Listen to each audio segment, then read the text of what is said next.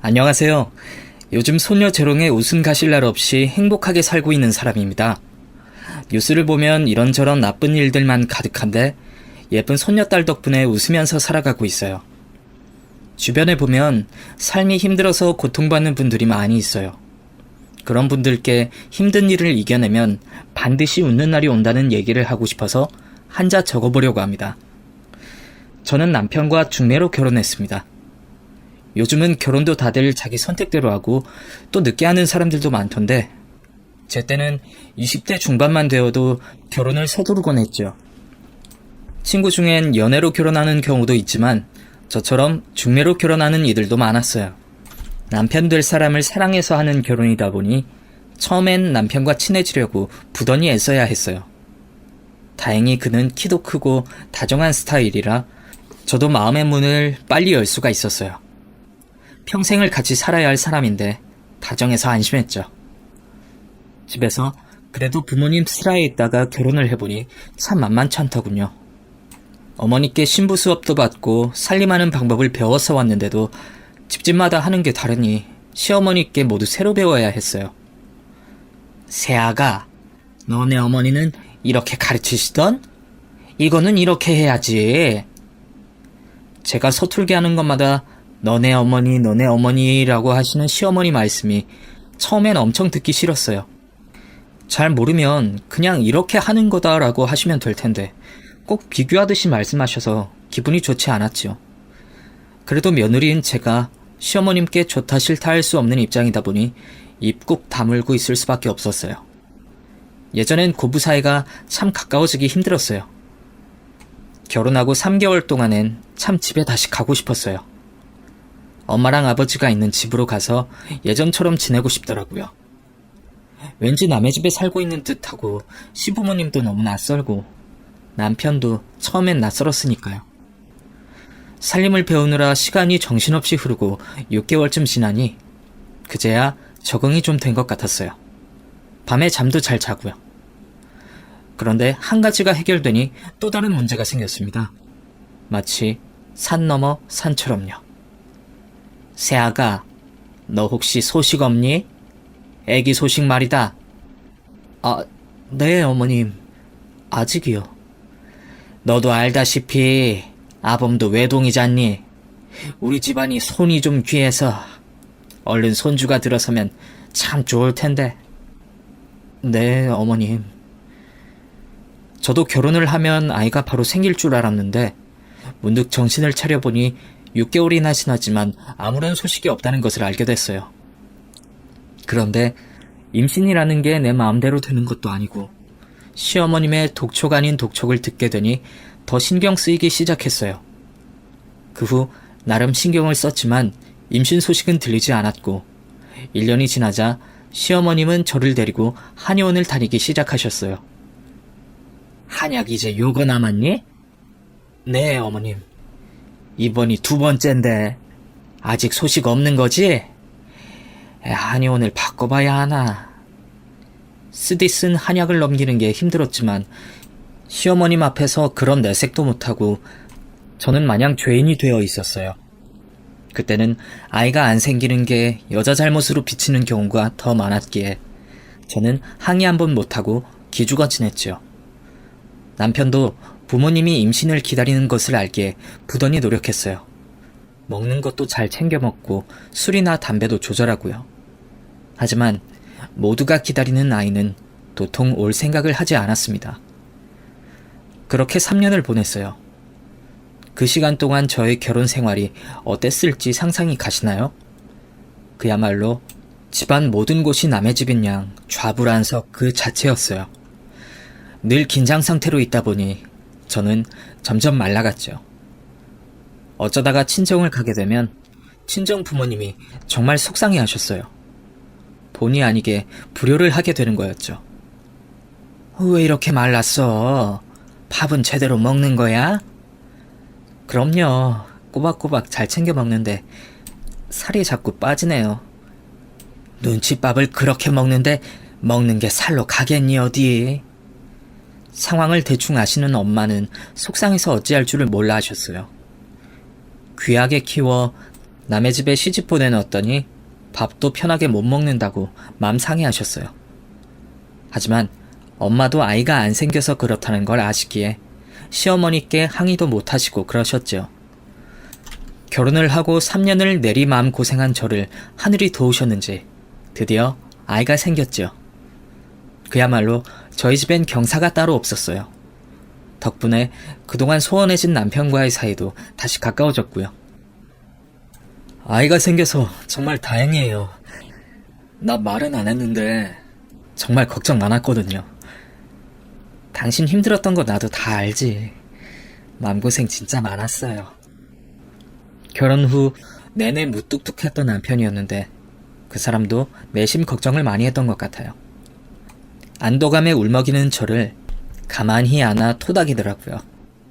그제서야 나 이 사람이 진짜 내 남편 맞구나 하는 생각을 했어요.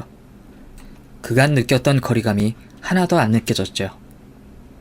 어렵게 임신을 하긴 했는데 예상보다 임신 기간이 많이 힘들었어요. 바로 입덧 때문에요. 입덧이 어찌나 심한지 그것 때문에 초반에는 안 그래도 빠진 살이 더 많이 빠졌어요. 보는 사람마다 한마디 시간이 민망해서 시장을 못 나갈 정도였죠. 그 와중에도 시어머님은 제가 유별나다고 어찌나 구박하시던지. 아니, 임신은 너 혼자 한다니? 그렇게 유별스럽게 굴어서야 통내 남사스럽게 정말. 혼자 생각하셔도 될 말을 굳이 입 밖에 내셔서 제 기를 죽이시는 시어머님. 아이가 안 생긴다고 뭐라 하시고 아이를 가져도 뭐라 하시고 어느 장단에 맞춰야 할지 그땐 정말 몰랐습니다. 어머님이 한 말씀 하시면 그저 네네 하며 죄송하다는 말만 할 뿐이었죠. 끝날 것 같지 않던 임신 기간이 끝나고 아이를 출산했어요. 몸이 약해서 그런지 10달을 꽉 채우지도 못하고 조금 일찍 태어났는데 다행히 건강하게 잘 태어났죠. 양수가 터져서 응급수술을 했고 때문에 아이에게 미안한 마음이 있었는데 의사 선생님이 건강하다고 하셔서 얼마나 감사했는지 모릅니다. 아이는 아들이었고 손 귀한 집에 아들을 낳았다고 엄마는 안도하시며 우셨어요. 출가를 해도 여전히 엄마의 속을 썩이는 딸이었어요, 저는. 아들은 아빠를 많이 닮았어요. 남편의 어린 시절이 생각난다시며 시어머니는 아들을 애지중지하셨죠. 그래서 뭐든 다 해주려고 하셨는데 그런 모습을 보며 저는 깊은 고민을 했습니다. 아이가 사랑을 많이 받고 자라는 환경이 되어서 정말 감사하고 또 감사하지만 그래도 너무나 과한 사랑에 아이가 혹시나 버릇없이 자랄까봐 걱정이 되었거든요. 결혼 후 시어머니의 독서를 겪으며 산 제 입장에서 제 아이는 다른 사람에게 그런 상처를 주는 사람이 아니었으면 했어요. 제가 바라는 모습으로 아이를 양육하자니 모르는 게 너무 많았지요. 그래서 제가 공부를 해야겠다고 생각했어요. 유명한 육아서를 사서 읽어보고 교육 강의가 있으면 일부러 신청해서 들어보기도 하고요. 살림을 하면서 아이를 키워가며 짬짬이 그렇게 책을 보고 있으면 시어머님은 어김없이 핀잔을 주셨어요. 너는 무슨 애를 책으로 키우려고 그러니? 애는 그렇게 키우는 거 아니다. 저도 잘해보려고 그러는 거였는데 시어머니는 그런 저를 이해하지 못하시더라고요. 결혼을 할 때부터 그렇게도 못 믿어하셨던 시어머니. 이제와 생각해보면 어쩌면 시어머니는 제가 못마땅하셨던 건 아닐까 하는 생각을 해요. 왜? 미운 사람은 뭘 해도 밉잖아요. 그래서 저한테 그리도 모질게 하셨던 게 아닌가 싶어요. 그걸 받아내는 저는 정말 힘들었는데 말이에요. 그러다가 결국 저는 우울증을 겪고 맙니다. 아들이 커가면서 부리는 재롱이 정말 귀엽고 사랑스러웠지만 결혼하면서부터 시작된 고부 갈등은 저를 너무 지치게 만들었어요. 먹고 싶은 것도 하고 싶은 것도 없이 자꾸만 무기력해지고 심지어 밤에 잠도 안 오는 거였죠. 상태가 심각해지자 남편은 걱정을 많이 했어요. 당신 병원에 한번 가보자. 이렇게 있어서는 안 되겠어. 병원은 뭐하러요. 나 피곤해서 그래요. 내가 당신 며칠 지켜봤는데 더 이상 안 되겠어. 어제도 혼자 부엌에서 울고 들어왔지. 모두 다 잠자리에 들고 저도 집안일을 마무리하고 나면 그때부터 감정이 몰려왔어요. 그래서 혼자 부엌에서 울었죠. 남편이 알까봐 방에도 못 들어가고 그렇게요. 그래도 남편이라고 변한 제 모습을 눈치챘었나 봐요. 병원에 계속 가보자고 얘기했지만 선뜻 가겠다고 할 수 없었어요. 요즘은 정신과 병원에 편하게들 가던데 그때는 그러기 쉽지 않았거든요. 병원 갔다가 혹시나 동네 주민이라도 마주치면 소문이 어찌 날지. 아픈데 그런 걸 왜 신경 써? 남편이 답답하다는 듯이 얘기했지만 그런 소문이 나면 저 혼자 피해보는 게 아니잖아요. 분명 온 집안 사람들이 다 입에 오르내릴 텐데 그렇게 되면 또 시어머니가 어찌 나오실지 안 봐도 비디오였어요. 저라고 계속되는 감정 변화가 편했겠어요? 정말 힘들었죠. 저도 벗어나고 싶었어요. 하지만 방법을 몰라 버티고만 있었는데 동네 언니가 문득 저에게 같이 갈 곳이 있다고 하더군요. 언니, 어디 가는데, 응? 다 왔어. 조금만 가면 돼. 어디를 가는지도 모르고 따라 나섰던 길. 그래도 친하게 지냈던 언니라서 나쁜 짓을 하지 않을 거라는 믿음이 있었기에 따라 나섰던 거였어요. 다 왔다. 둘이서 걸어서 도착한 곳은 교회였습니다. 언니, 여기 교회잖아. 우리 시댁 불교인 거 몰라? 왜 몰라, 알지. 같이 들어가 보자. 내가 잘 아는 전도사님이 있는데 그분이 네 얘기를 잘 들어주실 거야. 그냥 말씀만 듣고 나오면 돼. 언니를 따라 건물 안으로 들어서는데 무서웠어요. 또 시어머니께 한 소리 들을까봐요. 시어머니한테 계속 지적과 핀잔만 들으며 살아온 결혼 생활에 저는 많이 위축돼 있었죠. 하지만 저는 그날 그곳에서 전도사님과의 대화를 통해 제 속에 든 것을 모두 토해내게 되었고 제 존재에 대해 다시 생각하게 되었어요. 그리고 새로운 세상에 눈을 뜨게 되었죠. 그날 이후 거짓말처럼 마음의 평화를 찾게 되었어요. 그러면서 서서히 정상으로 돌아오기 시작했죠. 남편도 시어머니도 점점 좋아지는 제 모습에 깜짝 놀랄 정도로요.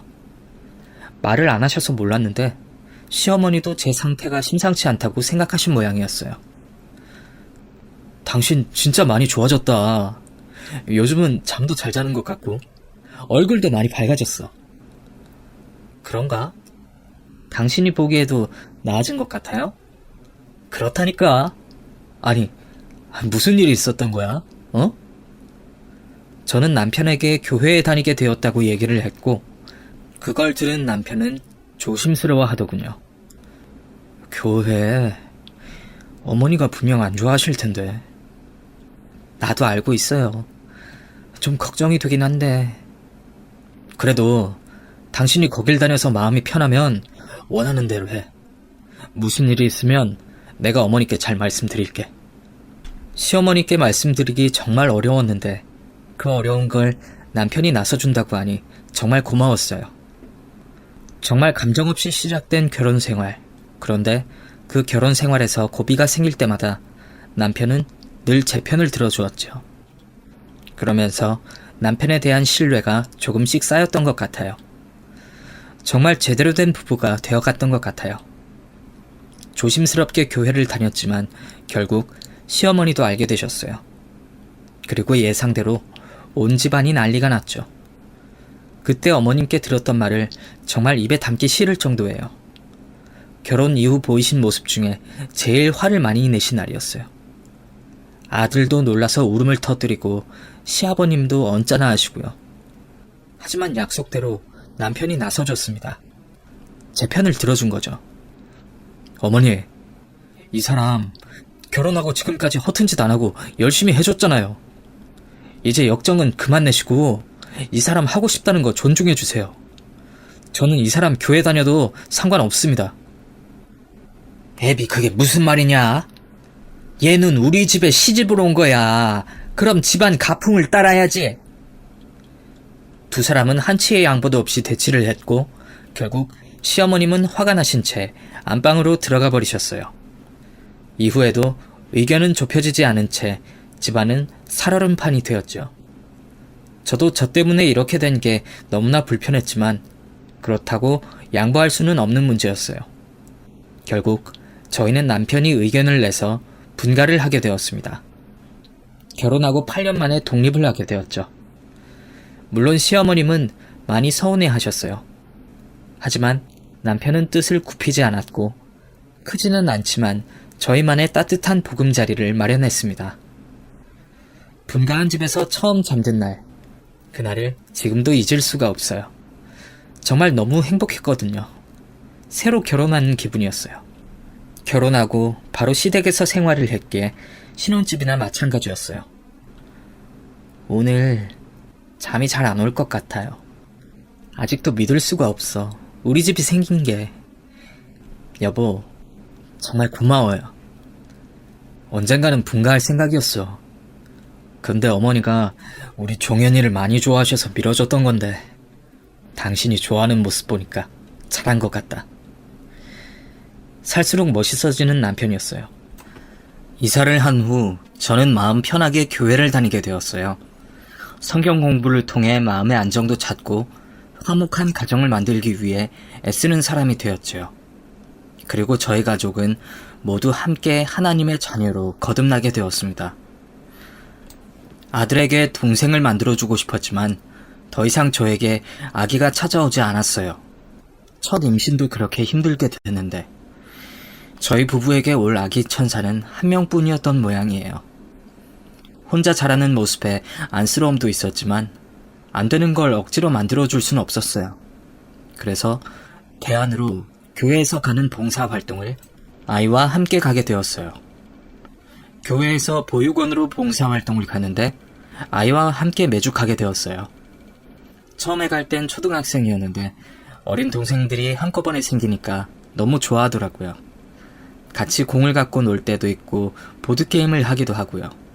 아들은 보육원 아이들이 부모가 없거나 멀리 있다는 걸 알고는 더 애정을 갖고 같이 놀아주었어요. 아빠를 닮아서 장난기 많은 모습만 보다가 진지하게 자기 할 일을 하는 모습이 얼마나 예뻤는지 모릅니다. 시간이란 게 돌아보면 눈 깜짝할 새가 되잖아요. 처음엔 아이에게 동생을 만들어주고 싶어 시작되었던 봉사활동이 어느새 시간이 흘러 아이가 대학생이 되어서도 계속하고 있었어요. 고등학생이 되면서 학업에 시간을 더 많이 쓰게 되면서 매주 갈 수는 없었지만 그래도 한 달에 몇 번은 잊지 않고 방문을 했죠. 이제는 보육원의 원장님과도 너무 가까운 사이가 되었고 기관을 퇴소한 아이들과 따로 연락을 하기도 했죠. 그렇게 시간이 흐르는 동안 아이는 다른 사람의 마음을 헤아릴 줄 알고 어른에게는 공손하게, 동생들에게는 너그러운 마음을 쓰는 멋진 젊은이가 되었어요. 우리 종현이 정말 잘 자란 것 같아. 그렇죠? 다 주님이 돌봐주신 덕분이에요. 맞아. 다 주님 덕분이야. 아이가 자라는 시간 동안 저와 남편도 나이가 들고 시부모님도 나이가 많이 드셨어요. 늘 저에게 독서를 하시던 어머님도 기력이 쇠하셔서 이제는 누워 계시는 시간이 더 많았죠. 이상하게도 그 모습이 또 안쓰러워 정정하셨을 때 저에게 하셨던 잔소리가 그리워질 때도 있었어요. 모든 것들은 그렇게 시간이 흘러 다 변하더군요. 아들은 군대를 다녀오면서 더 늠름해졌습니다. 내가 봐도 잘생기고 듬직한 것이 여자들이 가만히 안 둘 것 같더라고요. 아니나 다를까 아들은 여자친구가 생겼다고 소개를 하고 싶다고 했습니다. 그래, 어떤 아이인지 한번 보자. 이번 주에 집으로 데리고 와봐. 네, 엄마. 아들이 막상 여자친구를 데리고 온다니 제 가슴이 다 떨리더군요. 서운하기도 하고 설레기도 하고 하여간 이상한 감정이 들었어요. 드디어 그날이 되고 나름 자신 있는 음식을 만들어 아들을 기다렸죠. 엄마, 좋았어요. 그래. 어서 들어와라. 안녕하세요. 어서 와요. 혹시... 엄마, 선미예요. 아시죠? 우리 봉사활동 멤버. 어떤 아이를 데리고 올지 정말 기대했었는데 아들의 손을 잡고 집 안으로 들어오는 아이의 얼굴을 보고 적잖이 놀랐어요. 그리고 실망했죠. 그 아이는 봉사활동을 같이 했던 멤버였는데 조금 어두운 아이였거든요. 듣기로는 어릴 때 생긴 트라우마로 가끔 자기 감정을 조절 못하는 그런 아픈 아이였거든요. 저는 왜 하필이란 생각이 먼저 들었지만 내색하지 않고 아이들을 맞이했습니다. 그날 저녁을 같이 먹으면서 음식이 코로 들어가는지 입으로 들어가는지 모를 정도로 정신이 없었던 것 같아요. 남편도 그런 저를 눈치채고 최대한 자연스럽게 행동한다고 애썼고요. 겨우 저녁을 다 먹고 그 아이가 돌아간다고 일어설 쯤에야 정신이 들었어요. 오늘 저녁 잘 먹었습니다. 감사해요. 그래. 입에 맞았는지 모르겠다. 이렇게 인사하러 와줘서 고맙다. 엄마, 저 선미 데려다 주고 올게요. 그래, 차 조심하고. 문이 닫히자 그제서야 긴장이 풀렸어요. 남편은 제가 너무 긴장하고 있었다며 어깨를 주물러줬죠. 오늘 선미 보니까 어때요, 당신? 나야 뭐. 당신이 많이 놀란 것 같은데. 당신은 알고 있었어요? 아, 지난번에 종현이가 그 애랑 같이 걸어가는 거 봤는데 뒤에 물어봤더니 사귄다고 하더라고. 당신이 별로 안 좋아할 것 같아서 말 안 했던 건데 이렇게 집으로 데리고 올 줄은 몰랐어. 아들의 연애사를 이러쿵저러쿵 할 생각은 없었어요. 하지만 되도록이면 선미라는 아이와 헤어졌으면 하는 생각이 들었어요. 아픔이 많은 아이를 아들이 감당할 수 있을지 걱정이 되었거든요. 사람을 평가하는 행동은 미숙한 짓이라고 그렇게 말을 하고 다녔는데 막상 그게 내 아이의 일이 되니 저도 별반 다르지 않았어요. 아들, 요즘 연애는 어때? 잘 돼가? 네, 엄마. 선미랑 잘 지내고 있어요. 그래? 근데 아들은 선미 어디가 그렇게 좋아? 다 좋은데? 딱히 뭐가 좋다기보다 그냥 제가 선미에게 힘이 돼주고 싶어요. 엄마도 알다시피 선미가 좀 아픈 아이잖아요. 선미가 나랑 있으면 따뜻해진대요. 그렇구나. 아들에게 헤어지라고 얘기도 못하고 혼자 발만 동동거릴 수밖에 없었어요. 내가 아들에게 그렇게 얘기를 하면 아들이 저에게 실망할 것 같아서 도저히 입이 안 떨어졌어요. 제가 할 수 있는 건 둘의 인연이 자연스럽게 끝나기를 바라는 것밖에 없었죠. 하지만 그런 바람만으론 제가 원하는 대로 되지 않더라고요. 아들은 기어코 그 아이와 결혼을 하겠다고 말을 하고 말았어요. 뒤늦게 저는 말렸고 이미 결혼을 결심한 아들은 제 말을 듣지 않았습니다. 그렇게 저는 며느리를 맞이하게 됐어요. 아들이 결혼하는 날, 참 기분이 이상하더군요. 남편과 맞선을 보고 이 집안의 며느리로 들어온 게 정말 바로 어제 일처럼 선명한데 어느새 제가 며느리를 드리게 됐다니. 더군다나 우리 시어머니가 그랬듯 저도 제 마음에 탐탁치 않은 며느리를 보게 된 거였죠. 주례선상에 나란히 선 아이들의 뒷모습을 보며 결혼하고 맘고생했던 기억들이 떠올랐어요.